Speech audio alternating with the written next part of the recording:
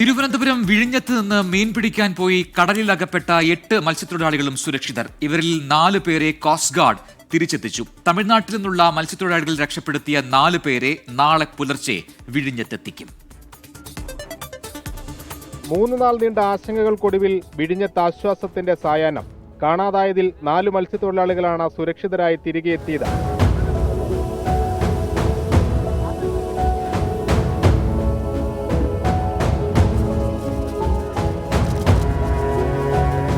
ശക്തമായ കാറ്റും തിരമാലകളുമാണ് മത്സ്യത്തൊഴിലാളികൾക്ക് തിരിച്ചടിയായത്. കടൽ ശാന്തമായപ്പോൾ തിരികെ വരാനുള്ള ശ്രമം നടത്തിയെങ്കിലും ഇന്ധനം തീർന്നതോടെ നടുക്കടലിൽ കുടുങ്ങി. തുടർന്ന് മത്സ്യത്തൊഴിലാളികളുടെ സഹായത്തോടെ കോസ്റ്റ് ഗാർഡ് എത്തിയാണ് ഇവരെ രക്ഷിച്ചത്. സഹോദരൻ വിളിച്ച് അനുജത്തിയുടെ ഫോൺ നമ്പർ അവന് കാണാതെ അറിയാം. ആ നമ്പറിൽ വേറെ ആരുടെയോ ഫോൺ വാങ്ങിച്ചാണ് വിളിച്ചത്. അപ്പോഴാണ് നമുക്ക് അറിവ് കിട്ടി. ജോണിയാണ് വിളിച്ചത്. ഫാത്തിമാതാ വള്ളത്തിലെ ജോണിയാണ് വിളിച്ചത്. വിളിച്ചപ്പം കിട്ടിയപ്പോൾ നമുക്ക് ഇത്തിരി ആശ്വാസമായി.